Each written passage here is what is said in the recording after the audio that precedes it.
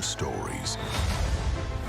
But what if one thing changed everything? Well, that doesn't sound ominous at all. On August 11th, expect the unexpected. It cannot be. Let's be honest, we've been through weirder. And ask yourself the question, what if? It appears we have a common enemy. I guess I have to freestyle then. Streaming August 11th, only on Disney+. Yeah, peace. I love peace. I'd be out of a job with peace.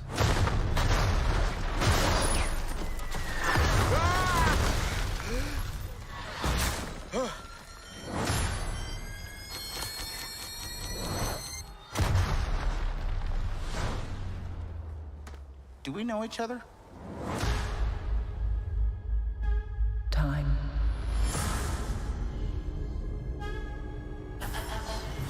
Reality.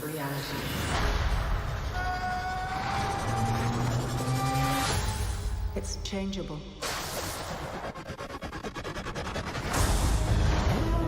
Where you want to be? That's the question, isn't it? Every universe is different. Each one unique. Slow down a little bit. There's a few people in the room that don't understand. Not me, I get it.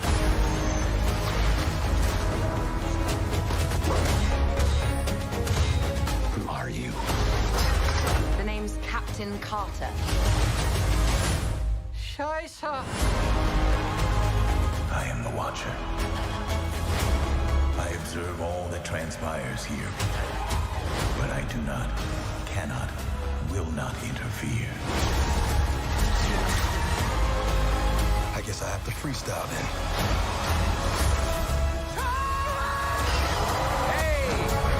We have you outnumbered. A Ravager never flies solo. I said never flies solo. Is that some kind of catchphrase?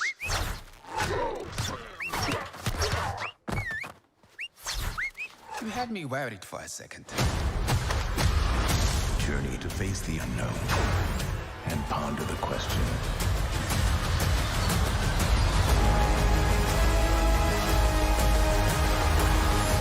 What if?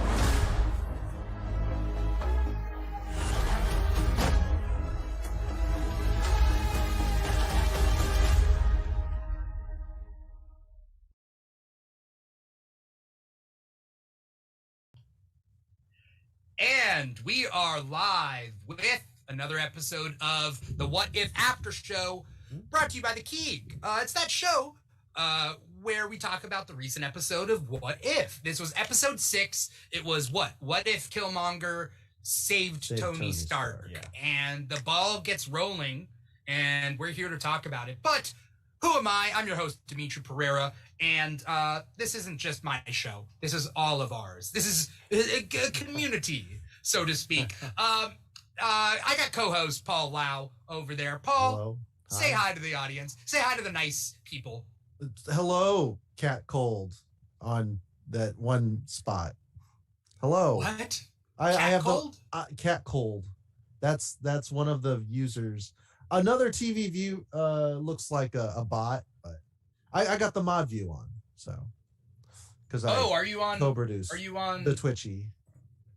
You're on Twitch. Oh, is there and volume? Huh?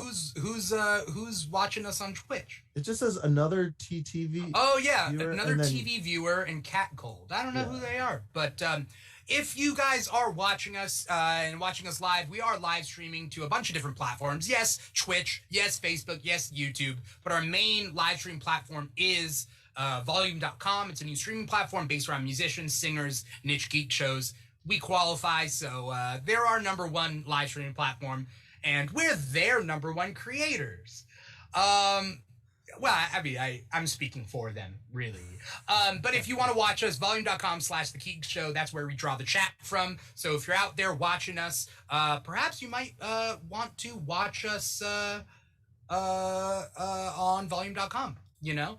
But if you're listening to us, you're probably listening to the podcast, and that's wherever you get podcasts from, Apple Podcasts or Spotify or SoundCloud or iHeartRadio, etc., etc. Either way, I've introduced my co-host, but today we have a lovely guest. I've had him on many Keeg episodes before. The last one was Jungle Cruise. I had to look that up. Right. I had to look through the schedule. I'm like, when was the last time I had Isaac on? And I was like, oh, yeah, Jungle Cruise. Yeah. Okay.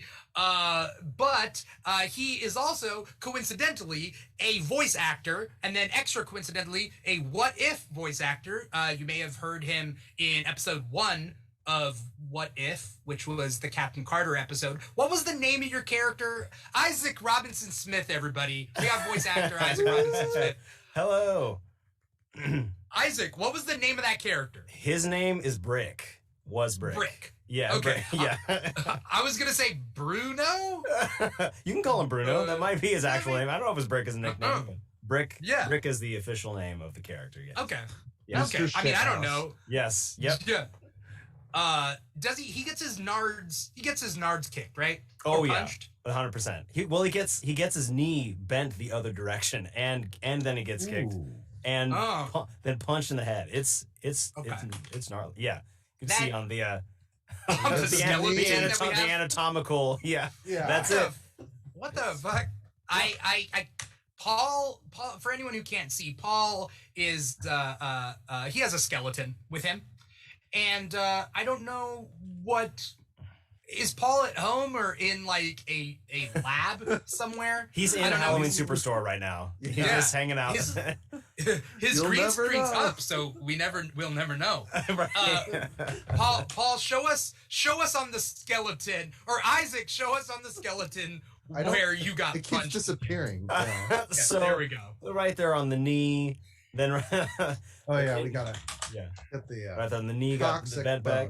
Yep. Yeah.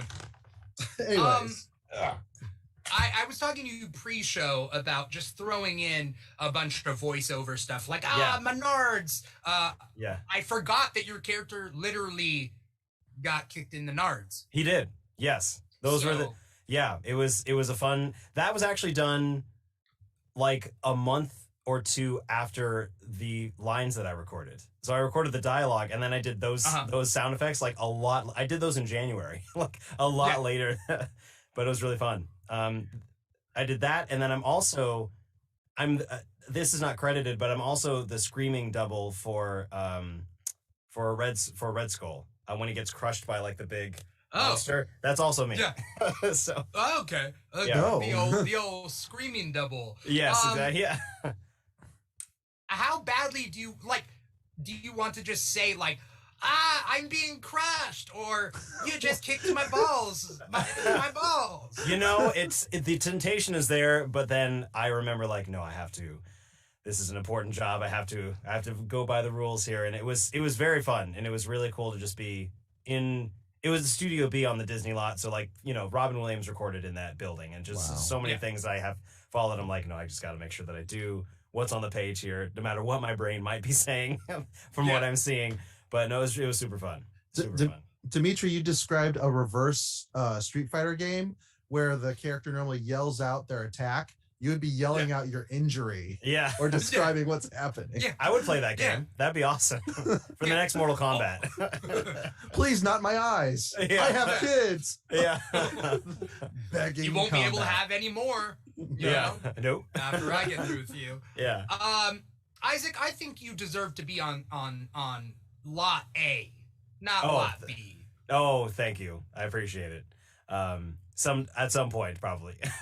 There's no actual, right? It's not a hierarchy. No, there isn't. No, I don't even. Yeah, I think it literally is. I think Studio B it's the place. Like it's where a majority of animated shows and things have been, and movies have been voice recorded. Like, and from this guy named Doc, who's he's an Oscar nominated, I think winning too. I have to check, but he's a super prolific Hollywood sound designer. So he's been there for like, decades at Disney. But it's just super like, I was just very reverent walking in. I mean, like, I'm following some pretty amazing people. And a lot of people on this show were in there too. So it was cool. Mm-hmm. Yeah. I mean, that's awesome that you're like, it's like, well, I mean, what's the phrase? Hallowed halls? Yeah, like, hallowed halls is a great way to say it. Yeah, exactly. Right. Yeah. Like the fact that Robin Williams was there, right? Yeah. Like alone. That's where he recorded. Yep. You know? That's all. Yeah. I mean, literally, it was, and just to be watching beautiful animation in the place where like that, like basically invented the animated feature film and is best in my opinion, is just so. It was just so cool, such an amazing thing. And also the part that I geeked out the most was I did the scream just a little bit longer than they needed, like maybe a third of a second. And they were like, can we use it?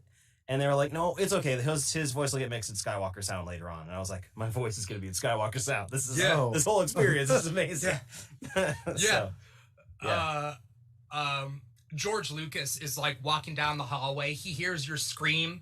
Yeah. But like he would be out of reach of your scream, but he was just a split second longer than it needed to be, so he hears it. Yeah. Like, sorry, tell me, whose scream is that? Right, yeah, exactly. I want him for another Star Wars. Please let that be. I hope that's the story that's happening right now. Yeah. That'd be great. Yeah. Yeah. It's like, it's those chances, man. It's those exactly. chances. Listen, this job started off as me doing voice work that wasn't supposed to be in the show. It was all scratch. It was all pre-voiceover for the main one, which is, they record the pre-voiceover. They have the animatic. They put that voiceover in just to show everybody at Marvel what the story is going to be and how it's going to flow. But then it was real. I'm so privileged that the team liked what I was doing in these scratch sessions. They're like, we want to try to get you a role in the show. So that's how Brick happened. Was just being there and having fun. That's cool. That's cool. To segue to talking about the episode that we watched, I'm going to ask you a simple question. Okay. And I need you to answer honestly. Okay. Who does a better Black Panther voice, you or Chadwick Boseman? I was watching the episode and I'm going to give it to Chadwick just by like a couple percent. Yeah. It's just a little bit. That's fair. Who's the iconic Black Panther voice? I don't know. Who knows? Who knows? Because you're doing a Black Panther voice at Avengers Campus. Yes. Right? If anybody goes to see the show, the stunt show, I am the voice of Black Panther in that show. I'm just gonna imagine it's you in the suit though. Like I know. The stunts. Please do. That's awesome that you think that I have those skills because I for sure don't. A man of many talents. The thing about this What If show is like they're getting a lot of the actual actors to voice them, right? Yes, they are. Save for a couple of other couple of people. Like Tom Holland didn't come back. Dave Bautista didn't come back. Right. They didn't call. Supposedly they did call. Like he said they never called. But they were like, what they did was sometimes they didn't reach out to the actor personally. By the way, Isaac, if at any point I say something false, let me know. I will. Or something that is false at least, because I'm sure, sure. But the point being is, they said they had reached out to Dave and, or Dave said they didn't reach out to him, and they said they did, but it turns out like a lot of the time they reach out to their managers or their agents or whatever, and they reach out, and if it can get stuck in that middle ground. I'm not really sure, but I'm sure that there's a chain like that. Like I know that for this episode and for for others, I know that, Robert Downey Jr. did not do Iron Man. As a great voice actor, Mick Wingert did his voice. And he's, I know him because of the Community, but so that may have been a thing. Or, there's also the case that maybe Robert Downey Jr. just who knows what he's working on right now with his own production company and everything. So it could be something like that. But Dr. Dolittle too. Right, exactly. Priorities, yeah.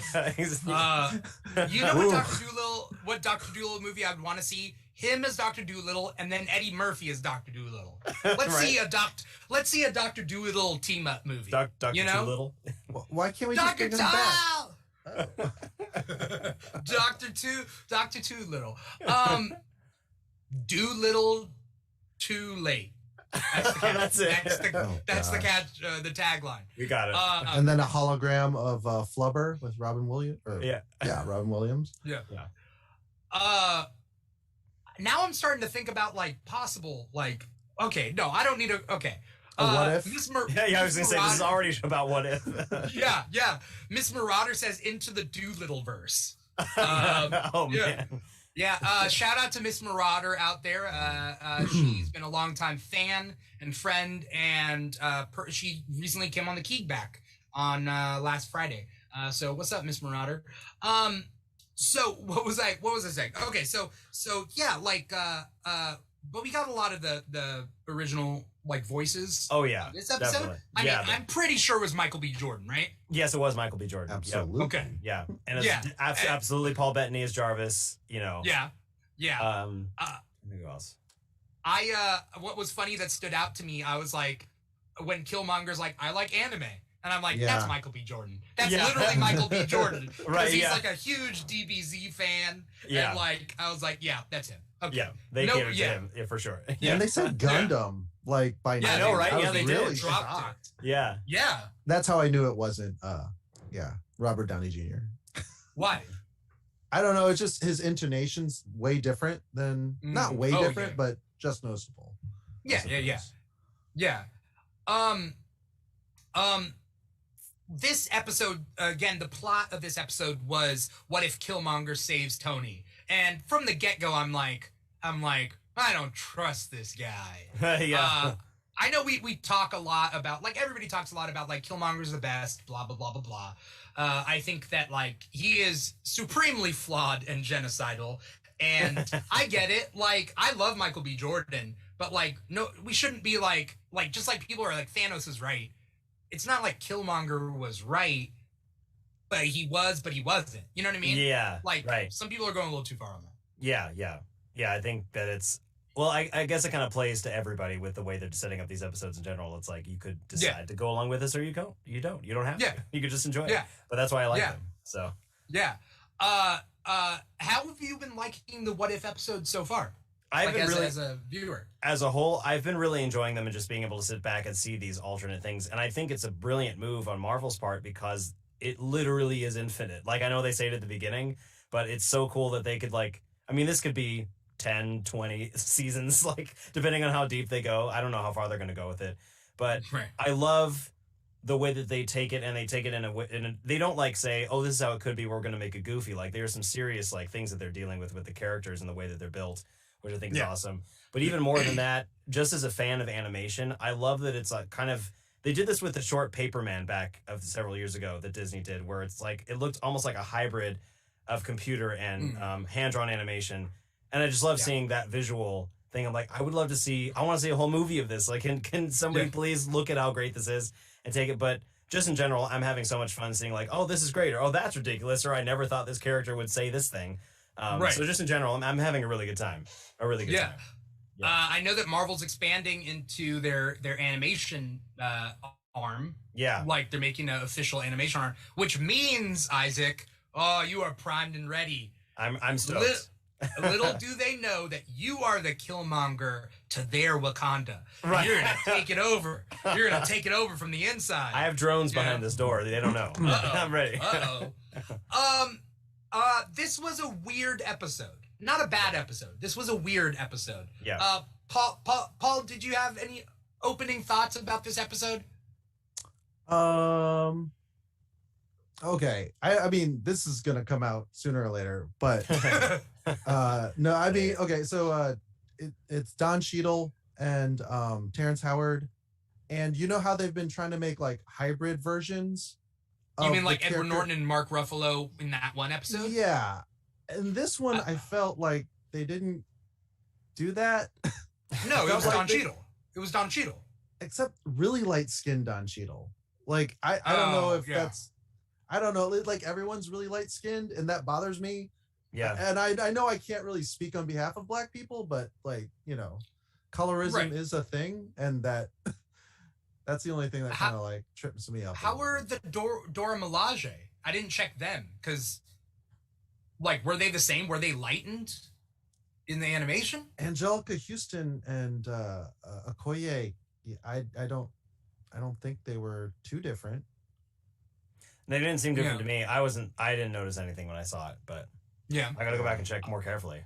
Yeah, I mean, yeah, it's just, and then Shuri being so young, which they're really good at continuity. Like this show is so like fine tooth comb. And then someone last week complained about Thanos going to Wakanda for just reasons, but it's like if they're the last safe place for human morsels, the guy with 5 of the 6 Infinity Stones is gonna go there. So Oh, okay, yeah. Because what they were saying, if the Mind Stone's not there, why would Thanos go there? Because Thanos is already a zombie.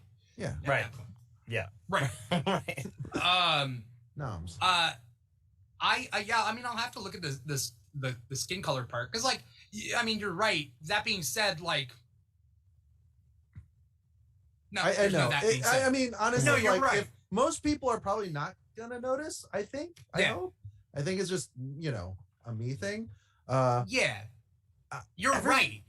I also don't know whether the animation, like, just in years past, it's been like any sort of brown skin on animation has been a win. And then now we're trying, like, we got it. I mean, things are a little bit different now, or at least we're asking for more representation. But, like, so what I'm trying to say is I'm a little trained to be like, oh, yeah, Don Cheadle was there. Is he as dark as Don Cheadle in real life? No. But I'm trying to think of whether that was meant to be or whether, like, that's an animation thing. Right. But that's the actor, and what is important is that it's Rhodey, Right.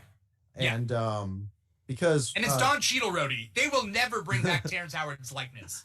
Like, they will never do Edward Norton's likeness either. Sure. Even in that one episode, like, it was still Mark Ruffalo, but in Edward Norton's shoes. Yeah. Right. Yeah. But for the most part, like, seeing all the beats and seeing Tony be still cavalier about the near-death experience because he's got the whiskey in his hand the entire. Yeah, it's like he's got to be like that. That's the Tony that we know. Yeah. Yeah. But he's such a dick too. Like I know, I love it.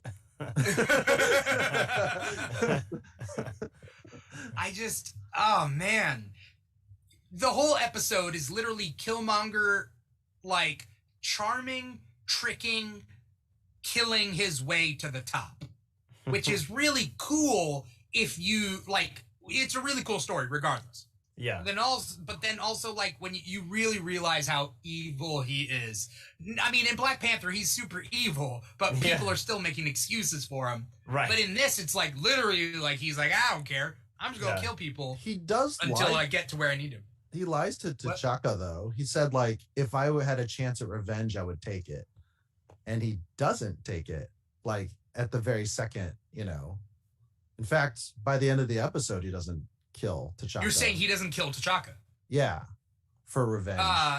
Yeah, because he needs to get the Black Panther, like, he needs the Black Panther power. Oh, that's okay. his main goal. His main goal is to be Wakanda's hero. Oh, okay. I was just wondering why he didn't, like, use the glove again. Because it's not just the glove; it's the whole being worthy part, right? Yeah, I feel like there's a thing. Miss Marauder says, I feel like how charming Killmonger is really stands out when he interacts with douchebag Tony. Yeah. Do you like Tony Stark, Isaac? I do, like, just in general, or like we're talking this episode specifically? As a person, would you hang out with them? In general.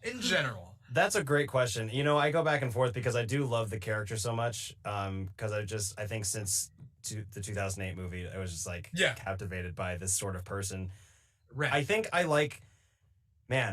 think I would hang out with him post these events. I don't think I would hang out with Tony like before the attack in Afghanistan because there was a huge shift in his character after he survived all that and knew what he had to do. So I'm not really sure if I would, because those sorts of people I think can be fun to be with for a little bit, but then after a while it's like I want to move on to somebody that has actual substance, and I think he gains that substance after that movie. So I think pre-Tony, no, but post-Tony, like, you know, Avengers and all that. But yeah, I do like him. Yeah, in general, I do like him though. I feel like Far From Home taught us that even then, like, all his assistants are still pissed off. They are. Because I was gonna say, like, if I was a genius and I wanted to like consult with Tony, I still would get left on a roof like Killian in the third Iron Man. Yeah. Or try to sleep with me if I was like, you know, a fairly attractive scientist lady. Yeah. Yeah.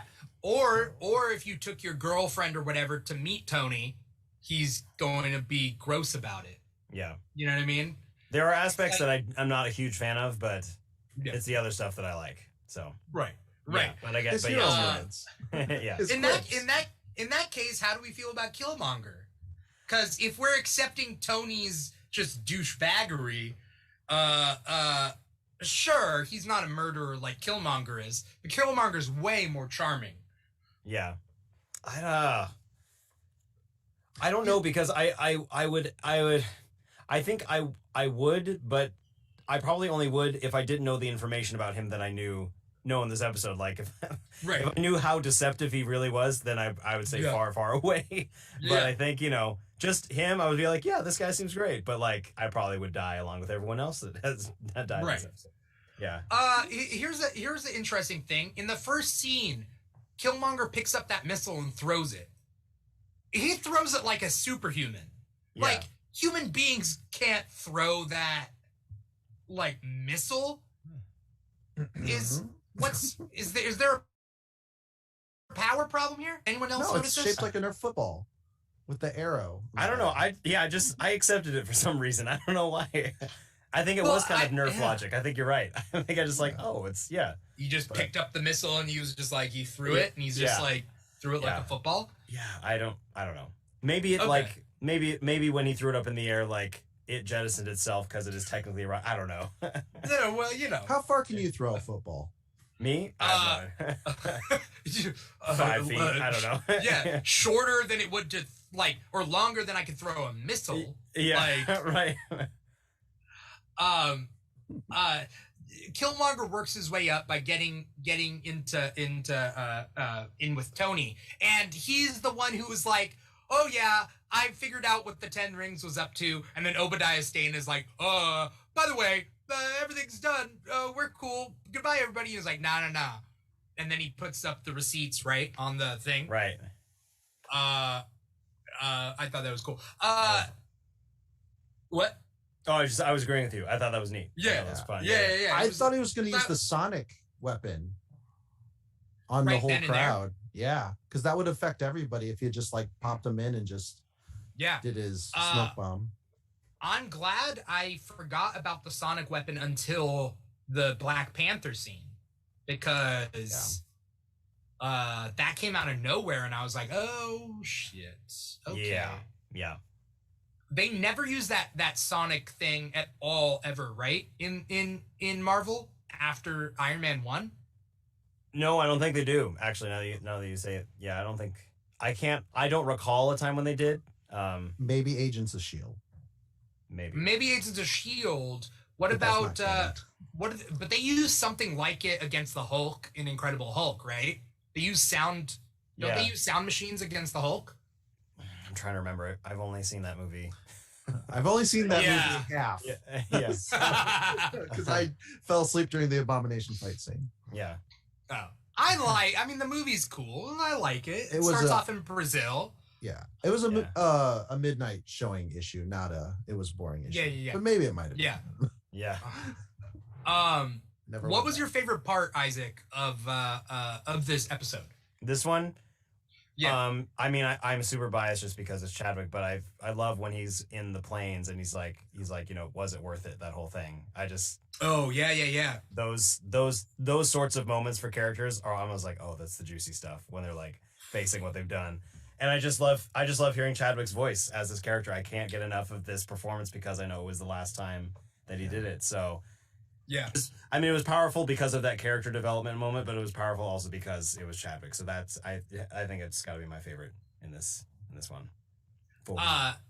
Did you like when Black Panther got onto the ship and he's just right around, and I was like, that was dope. Yeah, that was so cool. Yeah, I love that.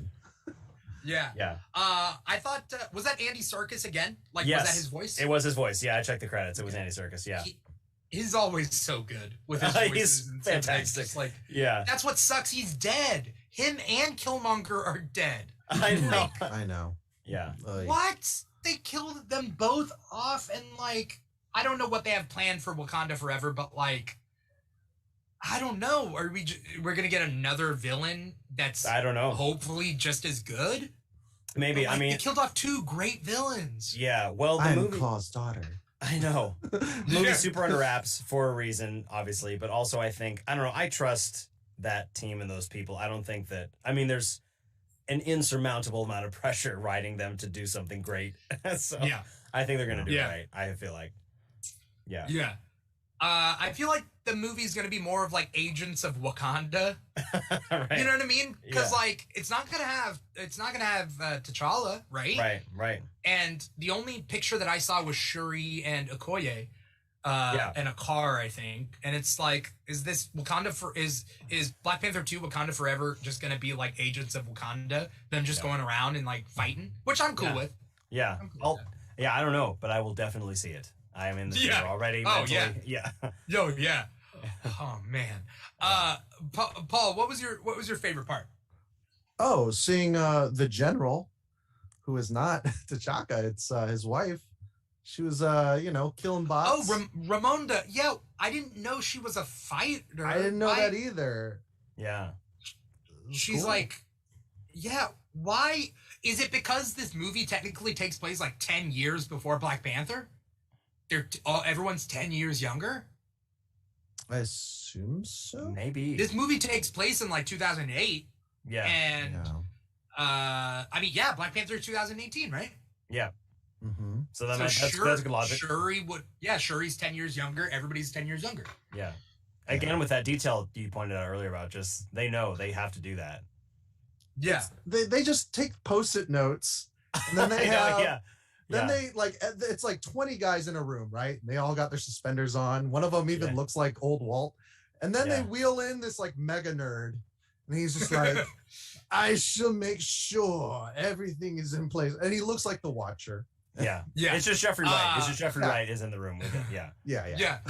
It's not as dramatic. No, I think it has to do with the budget. Like, the fact is, like, everybody's the mega nerd over there because, like, they're literally getting paid to keep track of everything.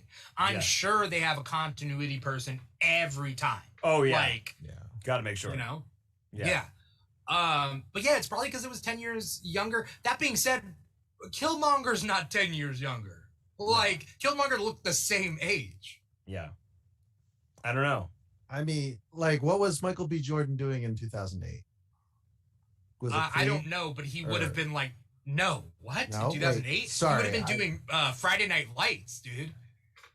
It's pretty good. He would have been doing Parenthood. Like, those were the shows that I watched him on before all this. And that was like back then. He was like still playing high schoolers. Oh boy. Yeah, he did not look like that. I'm just telling you. So I don't know. 10 years. I mean, he was probably what, 28 in Black Panther. He's probably 18 in this. Yeah. How do they age up? Yeah, Michael B. Jordan. Like, they would have to age down Michael B. Jordan. I meant, yeah. Yeah, but they wanted that iconic Killmonger look. They do, yeah. But do Wakandan? I don't know if Wakandans age differently because of vibranium. I don't think so. Well, but that's the thing. It's a reverse issue. Yeah. Well, I don't know though. They're it's the black don't crack, brown don't frown type thing. Yeah. I mean, that's all true though. I mean, yeah. Yeah, I mean that is true. But like, I'm 56. I'm 40 years old. Yeah. For real. Yeah. Yes. I don't believe it. It's like I can never tell how old Jeffrey Wright is. No. Mm-hmm. Timeless. Well, he's a robot from Westworld, so. He is, yes. Right. Yes. In Westworld, he looks like a dork, but he also looks younger. But then, like, in the trailer for The Batman, he looks older. It's only been, like, 5 years. I don't know. A lot can happen. Tell you. Yeah. Yeah. Well, it's kind of like how Obama went all gray in those, like, 8 years. That's understandable, though, the kind of job that he had. Yeah. Oh yeah. Oh yeah. Well, no, 40, Trump didn't change at all. He didn't worry a damn bit. 66 to 70. Yeah. Come on. There are these like key. I don't know. Yeah. No, I think it's the worry also. But yes. Sorry, Paul, what was your favorite part? You said Ramonda, like she took control of like the army. I was just shocked. Yeah.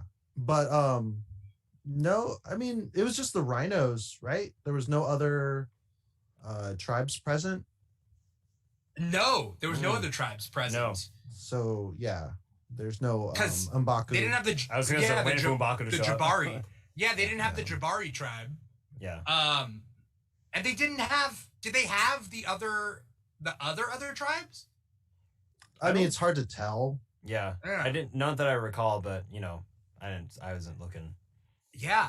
I mean, it changes. I mean, technically, this is like the earliest we've seen of Wakanda, right? Like 10 years. Technically, yeah. Like a 2008 Wakanda. And you wouldn't, because the Jabari tribe wasn't peaceful with Wakandan, or with the rest they were of separate. the other. Yeah, they were separate until the end. Yeah. Oh, talk about a character I want to see is M'Baku in Wakanda Forever. Oh, I want to see him rip shit up. Yeah. Oh, he's got to come back. Yeah, he's got to come back. Yeah. Well, because also the actor's like really good too. He's fantastic. Yeah, Winston Duke is awesome. I went to see Black Panther when it came out in the El Capitan in Hollywood, and he was there. Came out and talked for a second. I was like, this is awesome. Cool. I don't know who he is in this movie, but I can't wait to see this movie. Yeah. It's funny because like some of these actors, you've seen them in TV shows like a year or two before. Right. So like Winston Duke was in an episode of Modern Family for like an episode or two. No way. Like a high school senior football player. But it's like, dude, the guy's old. Like he's not old, but way too old to be a high school senior. Yeah. What? And I thought that was funny, and then I'm like, oh, he got cast in Black Panther. I'm like, that's crazy, but okay. Yeah.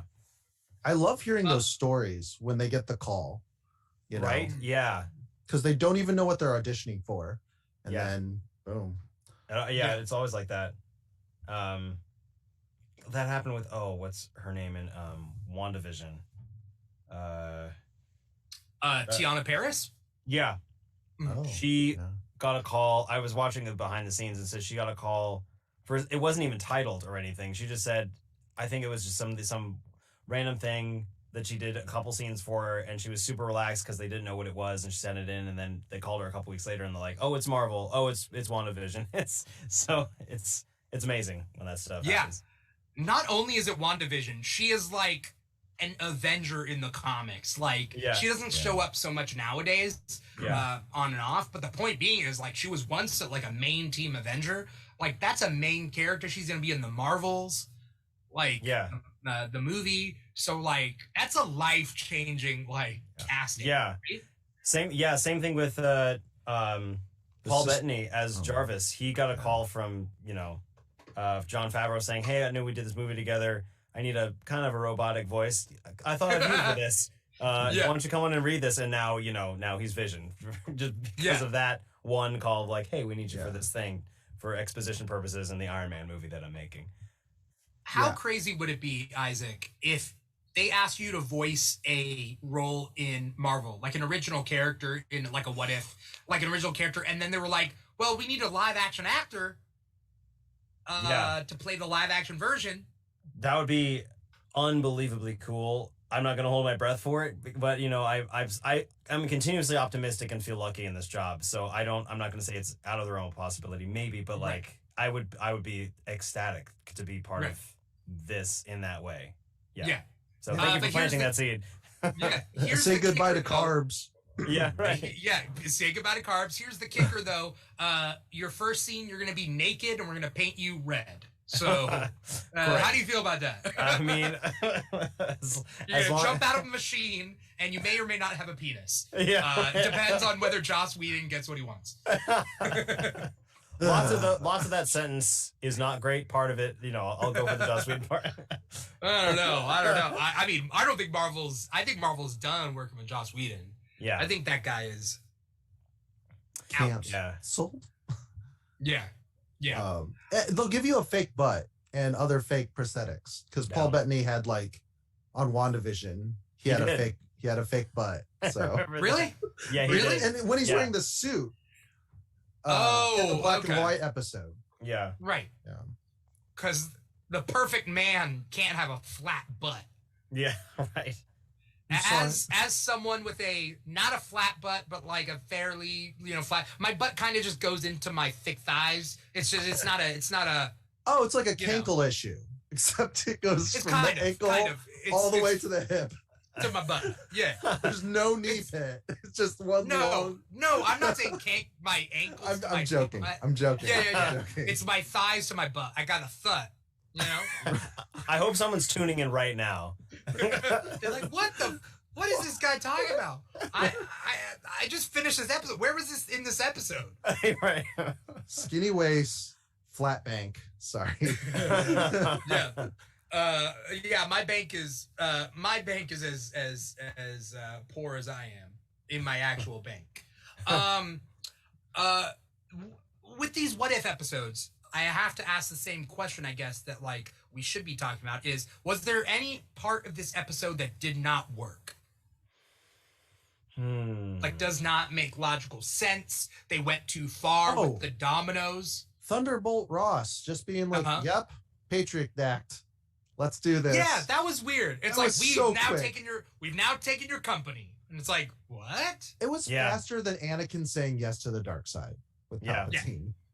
Do you think that's a format thing? Like because it's a half-hour episode, so they have to do something drastic like that just to keep it going? Or they'll do a 1 hour mid-quel where they're just going to go through all the red tape, the bureaucracy. That's going to be another animated special. Yeah. I'll still watch it. No filibuster. Yeah, you're right, though. It might have to do with the timing. But it was also just like a weird catch-all where it's like, I can do what I want, Patriot Act, which is kind of true. But I don't think it's to take a private business's manufacturing, like, just like super quickly. I don't know. I don't know. It's like when Lucius Fox missed Wayne. I do not believe this is at all ethical. Yeah. That was at least a conversation and exchange. This is like, sure, he's like, you're a child. I'm America. Yeah. He was very like Warhawk. He was like, oh, I guess we got to kill some Wakandans. Okay. Yeah. Like, I didn't know General Ross was like that. Let's just start another country on country war. Right. I mean, that's what he's there for a lot of the times, though. Just General Ross, specifically? Yeah. Like the Accords. Just do what the government tells him to do? Yeah. Will overreact aggressively and never be on board with whatever the Avengers want to do. Because they're not the military. Right. He has a specific job in this universe, and that's it. Yeah. That's exactly what he's designed to do. Yeah. The robots, too, with the vibranium, because I thought it was just used to power them, but didn't he say they were coated with vibranium? I thought it was just to power, but maybe I may have missed a line. I don't know. Yeah. Because they were talking about them as they were invading, and he said that they're coated. That you're right, though, about him like giving all the diagnostics and being very like way too fast for someone that's just guessing. Yeah. The only other thing that caught my eye was, and this is totally just a stupid little thing, but like when he activated them again with like that car, the key fob. Like the key fob, I was like, the range and power on that thing, like how did I guess Stark Industries just and Wakandan technology. Yeah, I wish I had that in a parking lot in general when I go like to like a theme park or something. Like from 4 miles away, I know where my car is. Yeah, it starts every car in the parking lot. Right. Like, yeah. And they merge like a Volkswagen. Right. Yeah. Is this your car? Yeah. They shuffle it. I would love that. Something that struck me as interesting is that like no other person other than Killmonger could have walked into Wakanda and had T'Chaka be like, I'm not even going to look into this guy. Because I feel like the story is that T'Chaka feels a lot of guilt and shame from killing his brother and leaving his nephew to live without a father. Yeah. And so much so that there was such a huge blind spot you could fly a helicarrier through it, right? Yeah. Like, I did feel that. You're right. Yeah. There's tension. Right. But it wasn't like, okay, we're going to pat you down to see if you got any weapons. You just got to show trust you with everything. Just got to show that lower lip. That's all you need. That's all you need to get it. He also looks into his eyes. Yeah. And uses that, even though he does have that sociopath. Yeah, or does T'Chaka, or does he know something's weird? Because there was that like long side glance toward the end where he's like, I don't know. To me, it was like, I don't know. I don't know if he completely is on board with this, or if he's like, I don't know. I mean, he gives him the whole Black Panther thing, so that's I don't know. true. Yeah. And he's also not even wearing the Black Panther armor. He's wearing the Golden Jaguar, right? Yeah. Which technically doesn't get invented until 2018, though, right? The Golden Jaguar armor doesn't come until It's later. probably like a montage, right? That's like the future. Maybe. But like they bury T'Challa in his suit, I assume. When they put him in the casket. Right. Yeah. Yeah. Right. I think the looking in the eyes thing also is like, oh, your eyes are like my brother's. It's T'Chaka just being like, I don't know, just being like, I'm sorry, what did you say? Like, he was just so like, oh, the eyes. Oh, you have a clicker in your hand? I can't see it because I'm looking at the eyes of my brother. Yeah, and yeah. So, like, definitely. Come on, T'Chaka. Like, you let the wolf into the hen house and, like, he, like, took you for a ride, man. Maybe that was Killmonger's ultimate charm. Like, he turned all of the charm on for the, yeah, exactly. Right. All right. I gotta say, it might be deliberate, it might not, but T'Chaka's like throne wear is very casual. It was almost like this is a flowing robe, not like his wife where it's like, you know, still very regal, and it just had this kind of like, I'm visiting my grandpa in like a retirement area in the tropics kind of vibe. Is he wearing like a sarong? You know what I'm talking about? Yeah. Like, what is he wearing? I don't know, but yeah, it did. From what I'm thinking about, it did look casual, like what my dad wears around the house or whatever. But like, just slippers. Yeah, I mean, we never saw his feet. That's true. Yeah, they're Homer Simpson slippers. Oh, that'd be so great. They own the studio. They own the company now. They can very well. I watched The Simpsons on Disney Plus. So. Do you? Oh, cool. Yeah. Better than you think. I know that because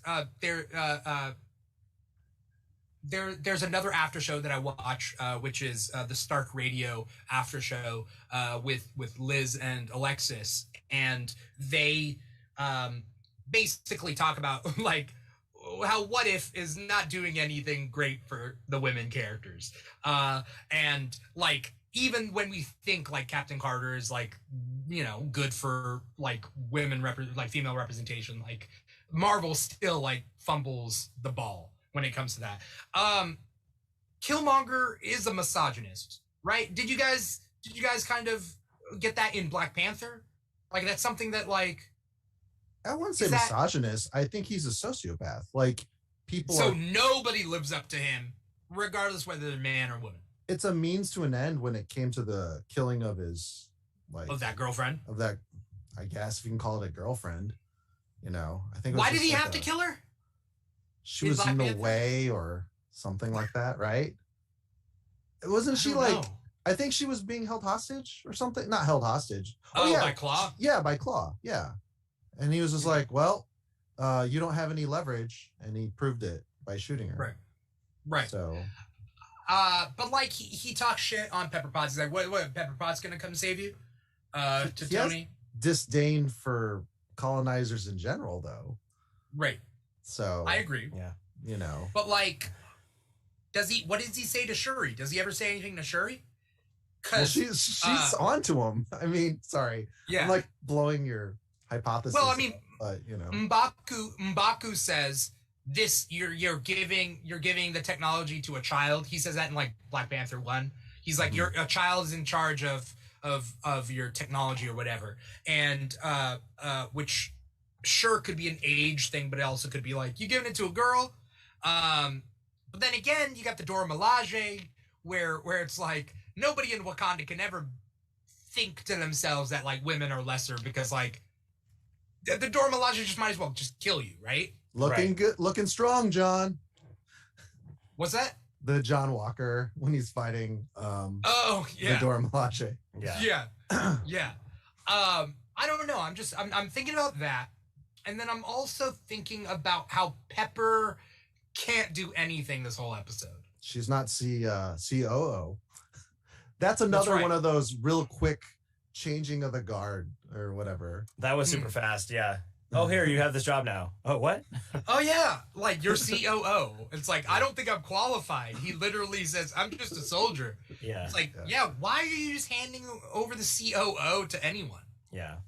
I think it's probably just a thing with the show and the way that it's built. Because, like, to build drama like that in a regular pace, I think a 1 hour version of this, I don't know if it would play as well as it does with, you know, I don't know. I like what they're doing. And it also kind of feels like a comic book, because in comics, you know, you have to get super quick to this dramatic end so that you go by the next thing. So I think that may be why they're doing something like that. At least to me, when I was a kid and when I would watch, you know, like Spider-Man the animated series or X-Men animated series, it was like these super fast decisions with giant plot moving devices in like 2 minutes of time. I just think it's sort of that. But I think because of Marvel and they take their time normally, it's maybe throwing us off a little bit that it's happening this fast with these kinds of stories. I don't know. Right. These kind of stories are movie level stories. Yeah. Right? Yeah. But like Spider-Man, the animated series, like those episodes are just about like moving the plot forward a little bit. Like they were episodes. And so there was a little bit more breathing room in those episodes versus this one where it's like, yes, let's see the rise of Killmonger across like multiple countries. Like, because I think it's sort of like they're trying to do, this is what would have happened in Iron Man had it gone differently. So you got to tell the story of Iron Man, but in a half hour. Like, yeah. It's elevator plus pitch. Killmonger's. Yes. Yeah, plus Killmonger's version. Yeah, exactly. Yeah. It's not only did Iron Man survive, it's like, but what's the real purpose? It's like Killmonger working his way from 2008 to 2018 movie. You know what I mean? Like to that. And then the stoppage in between was reminiscence of Avengers Age of Ultron, which is what, 2014? Yeah, something like that. Yeah. And if you're hitting these dates, I want to look it up now. I want to see. I'm sure you're right. I did my research recently because I'm trying to make a TikTok talking about how many Marvel movies could we have in a year? Like how many plus Disney Plus shows? Like given that, you know, blah blah blah. So I was doing a little bit of research, but I'm trying to think of like where was I in a specific year. But I think Avengers Age of Ultron is 2014 because Black Panther is 2018. Yes. And then Civil War would have happened before Black Panther. Yeah. And then I think so. Yeah. I think that's, you know, roughly that. Yeah. What was I saying? Oh, so it's essentially like the whole like phase 1, phase 2, phase 3 Marvel, and it's Killmonger's story all in half an hour. Yeah. Yeah. Very ambitious, but I think they're doing good with what they've decided to do with how they're writing it. Yeah, I like it. Yeah. Scene I'm trying to think scene. about other. Yeah. The Humvee scene is scene for scene. Yeah. Please, no gang signs. Just kidding. Shoot him up. Very cool. Yeah. Right. I'm interested to see where MCU Killmonger would have been in 2008. Yeah, because maybe that will be part of Wakanda Forever because they didn't do a whole lot. They could have a whole avenue of taking these characters in that time frame, like 10 years ago. You think like do a flashback? Maybe. And show how maybe something matters? Yeah, possibly. And also see what they can do and how they can make Michael B. Jordan look 10 years younger, like you were saying. Right. He'd have to lose a lot of weight. He used to be like skinny, like ripped. And then, like, Creed got him all sorts of, like... Right. Holy shit. Like, can he walk through a doorway? Like, I don't know. Yeah. Right. We got a user, Jade Farrar, saying, hola. So, hola to you, too. Anyway. And so, I feel like there was a lot that went on this episode, but there also wasn't a lot. Yeah. And I'm trying to kind of parse that. I think it's just because we're walking over the same stepping stones, you know. And like our brains are probably like the echo of it is making it feel faster. It's like connecting it faster, maybe. What do you mean? Well, like I said, like scene for scene. That's kind of how I'm feeling. Is the second they show something, my brain's already rushing to see what's different, even though I need to breathe in the scene itself as it was. Right. You know. Oh yeah, because we're automatically comparing what we know and what's so familiar. Yeah. Right. As the Uber geeks, I don't know about like the passive viewer. It's like, oh, I kind of remember that. Oh, that was fun. Yeah. We've been doing WandaVision where it's like scrutinize every detail. Right. Yeah. Oh man. Yeah. That was a fun around time. every corner. It is a great ride, I have to admit. Yeah. Well, actually, all three of the series, Loki and it's all good. And Falcon. Yeah. Yeah. I think there were episodes like episode 2, which is still my favorite. Episode 2 was T'Challa Star-Lord, right? Yes. Something I would never think of. That's what I really liked about it. Right. I was like, why? When I first heard that idea, I was like, what? What is the connection? I'm gonna eat There's your boy. honestly no connection other than they took T'Challa. That's it. That's the connection. That's my favorite episode because we literally did not see any scenes from the movies in that episode. Yeah, it was new. It was fresh territory for us as Marvel fans. Right. Yeah. And there was more to talk about because of it. Yeah, I mean, even little things that I loved, like just Thanos being right there, but being a completely different demeanor than he was in anything we've seen him before. I was like, this is just a regular guy. I'm like, this is great. Right. It's weird that he's like that, but I love that about that episode. Right. Yeah. Jade Farrar asks, did I hear that Iron Man 4 is in the works? Confirm. Iron Man 4 is not in the works. The only thing Iron Man related that is in the works is Armor Wars, which is, I believe, 2022 Disney Plus series. And then Ironheart, which is a 2022, I think, late 2022 Disney Plus series. And then also Ironheart, Riri Williams will be in Wakanda Forever. So those are the only Iron Man stuff. She will first appear in Wakanda Forever, which they're filming right now. So yep. I'm just like now trying to map out. Is it because they did the programs when they were branching out? Some people are saying that, and I think that would be super cool. There was like Wakanda outreach programs in America, and it would be cool if Riri Williams, instead of being an Iron Man stan, she's a Wakanda stan. Yeah. You know what I mean? Yeah. But she's definitely different than Tom Holland or than Peter Parker in that she was like, no, I want to design the stuff myself. I'm not just going to take a suit from you. Right. Oh, yeah. You know. Yeah. Wakanda Forever comes out next year, July. Oh, I can't believe we're almost, I mean, not almost there, but we're almost there. Yeah. We're less than a year away. I mean, we're almost to the trailer, I hope. Like something. We got so many trailers. What are the 2022 Marvel movies?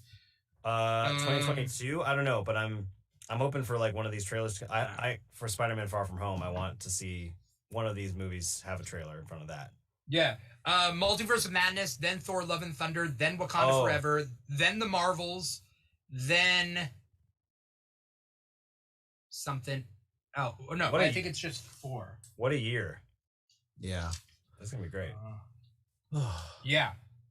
I think there's something else, but I can't. And then anyway, no more Drax. Well, no more Dave Bautista Drax. Yeah. Yeah. Have you seen Chadwick Boseman's audition for Drax? What? Yeah. What? Chadwick? Chadwick auditioned? Go and watch the Avengers Endgame bonus features. It's 18 minutes. It's called Casting the Marvel Universe or something like that. And they have all these alternate auditions. But yes, Chadwick Boseman auditioned for Drax at one point. And the casting director, Sarah Finn, said, you know what? He wasn't right for Drax, but the way he did it was so like, it was almost very Shakespearean the way that he took Drax, his character. And they're like, he's not right for this, but we know he's going to be right for something. And then, of course, he was right for Black Panther. But there's but yeah, it's pretty weird. It's only like a few seconds, but yeah, he's doing he's doing Drax lines, and it's talk about a what if. Watch some of these clips. Is that on Disney Plus? It is on Disney Plus. Yeah, if you go to the Avengers Endgame bonus feature section, it's called Casting the Marvel Universe or something to that effect. It's either on Endgame or it's on Infinity War, one of the two. But they have a whole thing where they're talking about casting the movies, the universe. And one of the clips is Chadwick auditioning for Drax. Bizarre. That's crazy. I wanna watch that. Disney Plus has special features. Yes, which I wasn't aware of. Yeah, I know, right? Just go to the extras. That. Yeah. Jeez, come on, Disney. I know, because I haven't gone back and watched Avengers Endgame on, like, there's a lot of movies I've already seen so many times. I'm not gonna watch it on Disney Plus maybe in a couple years, maybe. But like, I didn't know there were special features. I would go right now and watch it. Yeah. Turns out there's four Marvel movies coming out next year.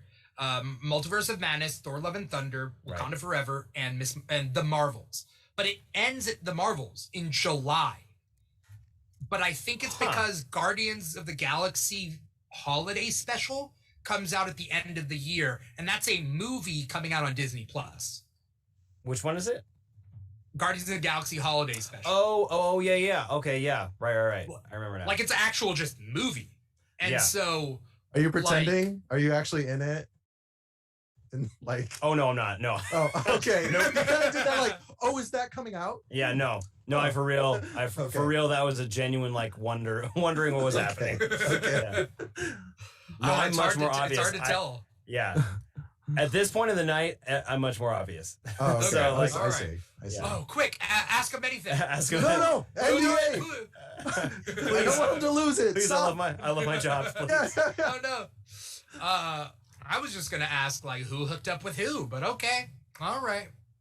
I can't say. I cannot say. All right. I'm actually scoping out the special features. Okay, yeah. I'm looking at it right now. It is in the Endgame section. And if you click on Endgame and you go to extras, it is a 19-minute special called Casting the MCU. Awesome. Mm-hmm. And that's where you can see those various people.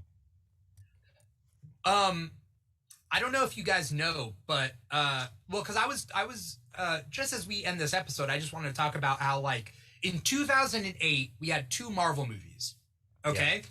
2009 we had 0 Marvel movies. Then in 2010 we had 1 Marvel movie. 2011 we had 2. 2012 we're back at 1.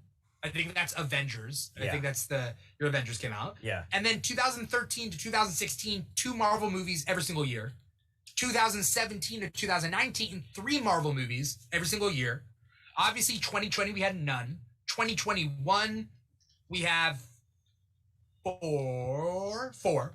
Yeah, because it's Black Widow, Shang-Chi, Eternals, Spider-Man. Mm-hmm. 2023 we have 5 coming out. Woo!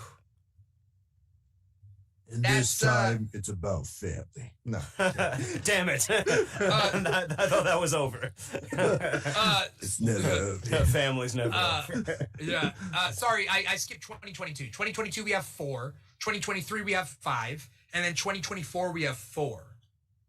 And the only things we know for 2023 is Quantumania. Ant-Man and the Wasp Quantumania comes out first on February 17th. Then May 5th, we get Guardians of the Galaxy Volume 3. But then the other 3 movies, we don't know what they are. We don't know what the 4 movies in 2024 are. But they're there. And,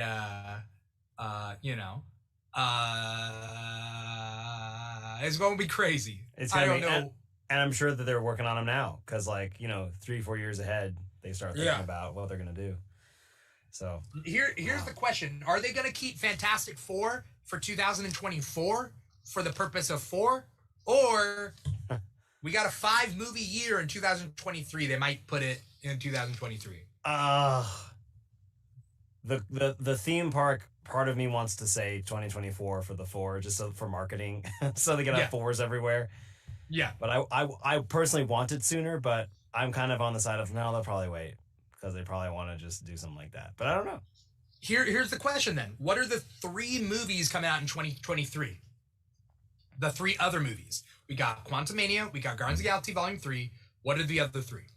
Squirrel Girl versus Doom. These are movies that would have to start filming next year.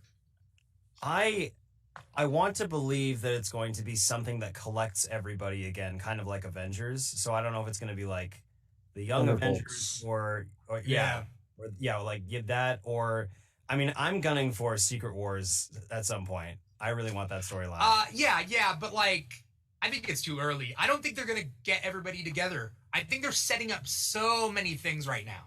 Yeah, you're right. They're doing a lot of setting up dominoes. They got to reset every single domino again.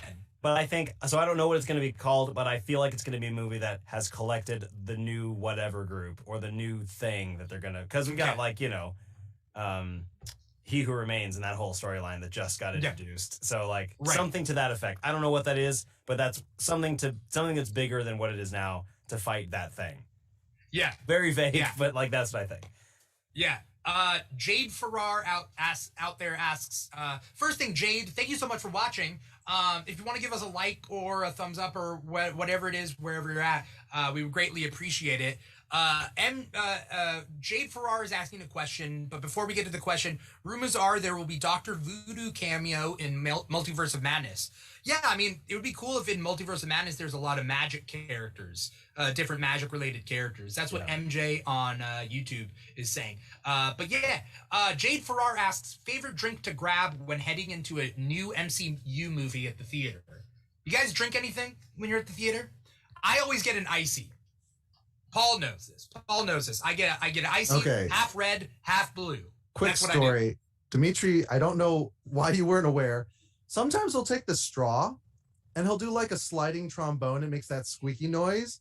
And it's the only thing anyone can hear in the theater. That was just recently. That doesn't happen every time, does it? I know, but that one time was like, and then Matt was like, Dimitri. You did it for A Quiet Place too, didn't you? No, it was for Shang-Chi. I didn't mean to. I'm sorry. I know. You like to chisel. I get it, but it's at the bottom. It gets all weird. And I know at the bottom. It's so hard to get it out. Yeah, ices are more like snow. I should have popped the top off. I'm sorry. That's what I should have done. You pop the top off at the end, and then you start like getting at it. It's their fault for not having a spoon edge to the bottom. Oh yeah, they don't. Yeah, whatever. They don't do that anymore. No, that's Slurpees. Slurpees do, but movie ices don't. That's patented. That's what they did. Wow. Oh, but you should bring your own. There's the metal Slurpee straws that you can bring. You know what I'm talking about? You mean that weapon? Yeah. Just they make them out of vibranium now. Yeah. Yeah. So same question. Question. I mean, do you guys drink anything when you go to the theaters? I want to answer Jade's question. Oh, I'm basic. I just pretty much get like either a mixture of sodas or just a soda. But an icy is a good idea because I had forgotten that those were an option for some reason. I love ices. They're so good. Yeah, they're so good. I want one right now. They're so good. You could get one. Go after the talk back. I mean, I could go get a Slurpee actually. Yeah. They're both different though. They're both different. What's the difference? Ices are icier, right? Slurpees are like slurpier, right? The closer to Hawaiian ice is the icy. Yes. The Slurpee is closer to like very stirred up snow, or if the machine's not ready, then it's on you. Just liquid. Freestyle. Yeah. Yeah. Well, they had that promotion. Remember? Bring any container. I think with a maximum of like 5 gallons or something stupid like that. No. I don't think they had a max. People brought in fish tanks. That's what I heard. That's what I heard. That's what I heard. People brought in fish tanks to put the Slurpee in. But a Slurpee machine, that's all the Slurpee machine would have. I know. It's not like, so it's I don't know not how like SeaWorld, you know. Yeah. Just empty the ocean. Every 7-Eleven has a whole pool for Slurpees. It rises from the ground. Coke Zero is what I used to do, and then Coke. Okay. Okay. Very basic. Yeah. I'm wondering what these 3 movies are going to be. I think that Fantastic Four is going to come out in 2023, mostly because Marvel is disappointing me with the number synergy. Like, I don't think they're going to wait till 2024. Just like I want there to be Sinister Six in Spider-Man 6, but we're not getting that. So no. they're going to blow their load way too soon. They can't wait. So I think in the same vein, I think Fantastic Four is going to come out in 2023. I think that's what the extra movie is, in a way. Forget about Morbius? Is that coming out? When is that? Yeah, I mean, did we forget about Morbius? I mean, it has to come out after Venom, and Venom got moved, and then moved, and then moved, and then now it's even earlier.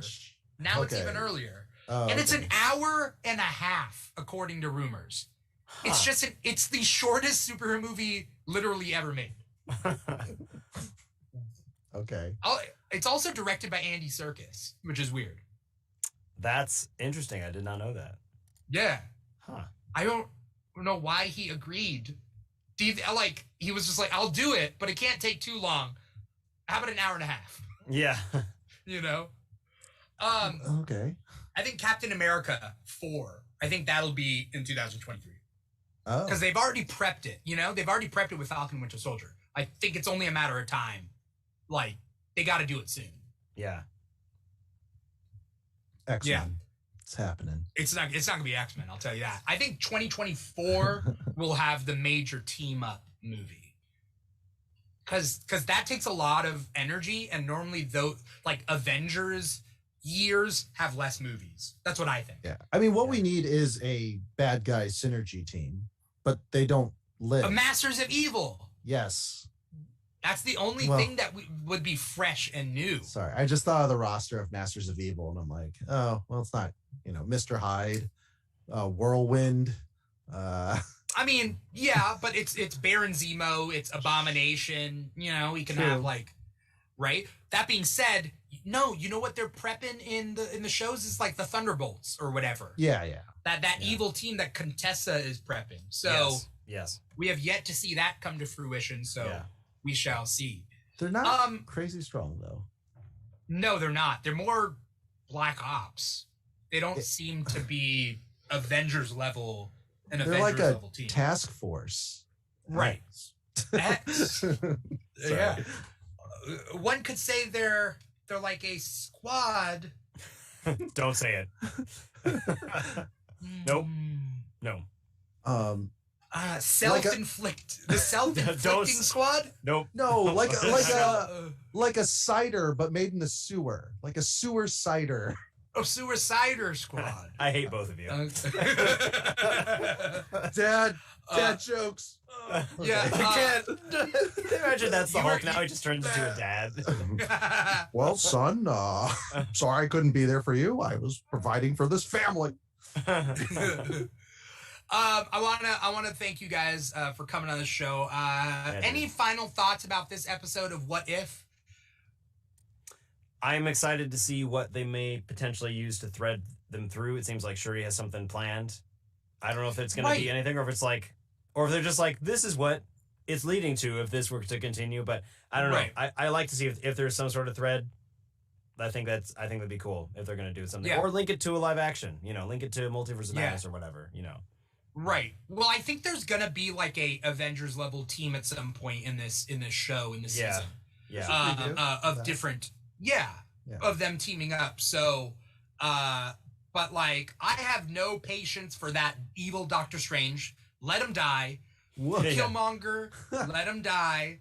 Like, I got no patience for it. Whoa, it's misguided. He's misguided. Who? Doctor Strange, he got one taste of gnome and he wanted more. Oh no, boo-hoo. He destroyed his whole universe. That's a misguide. No, he was power hungry. It was an oopsie. Super oopsie.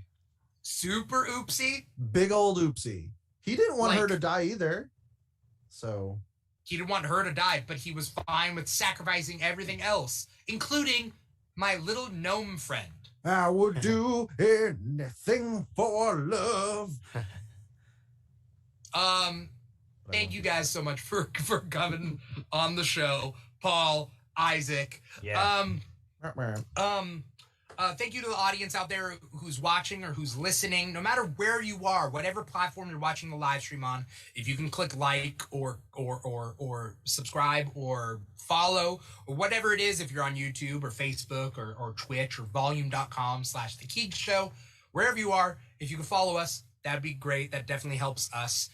We don't need monetary tips, of course. It's nice, but if you do, or if you can't, that's fine. But just showing your support and being here when we need you the most. That's really what matters. Before we get going, Paul, real quick, what's your social media? Where can we find you? And what do you got coming up? Yeah, Twitter, Paul Loud Jokes. Just doing the gig for now. Yeah. You got a solid gig, It's really great. Right now, I'm just, boosting my my representation. So yeah. Okay, all right. Okay. Paul Loud Jokes. Paul Loud Jokes. Jokes on Twitter. Yeah. And then where else? You're on Instagram. Right? You're on Instagram? I'm on. I haven't and touched TikTok. it in a while. Mr. Plow. Yeah, if you want to see my speed drawings on my iPad, then there's some of that. Okay. Right. I stopped patting myself on the back. All right, I didn't do anything. Isaac, what is your social media? What do you got coming up? If you can say, where can we find you? Mostly Instagram, IRS Voices at IRS Voices. I'm also on Twitter at the same handle, but I'm hardly ever there. So don't look for content updates on Twitter. That's fair. And then, I hate to do that. I feel like I do this every time, but there are things coming up, and I can't say a single thing about them. As long as there are things coming up, because what'll suck is one time, like, I hope this never happens, but, if I ever have you on the show and you're like, I got nothing coming up, and I'm like, oh, shit. Yeah. Like, that's going to suck. What's happening? Yeah. Yeah, what have you been doing? Nothing. Yeah. Staying at home, teach myself how to cook. Okay. Yeah. No, No, but yes, things are coming. That's cool. Yeah. Okay. Yeah. All right. I look forward to everything that you do. I always find it out in retrospect. like after I play Avengers and I'm like, oh yeah, that Inhuman guy, that was you. Yeah. Or like after I watch the episode 1 of What If, I'm like, oh, afterwards, oh yeah, that's you. And so like I never see you in the credits. I never like notice that. I just find out later and I'm like, well, shit. That's okay. I missed it. That is okay. Oh, wait, you can't tell us if you're in the new Midnight Suns game? Can't say anything. Not a thing. Whoa! Midnight Suns, baby. All right. Midnight Suns is coming out. The Wolverine Insomniac game. The Spider-Man 2 Insomniac game. Yeah. Both of which I'm stoked for because the Spider-Man 1 game and the Miles is like so amazing. I'm so excited. Yeah. I thought about this. If I could Eternal Sunshine of the Spotless Mind my brain for that Insomniac Spider-Man game, I would. And I would write myself a note. I would write myself a note being like, play this game, you're going to love it. And then I would play it. And I would just keep doing that and keep erasing my brain and keep doing that. Because, like, the joy that I had playing that game for the first time, unparalleled. Cannot replace it.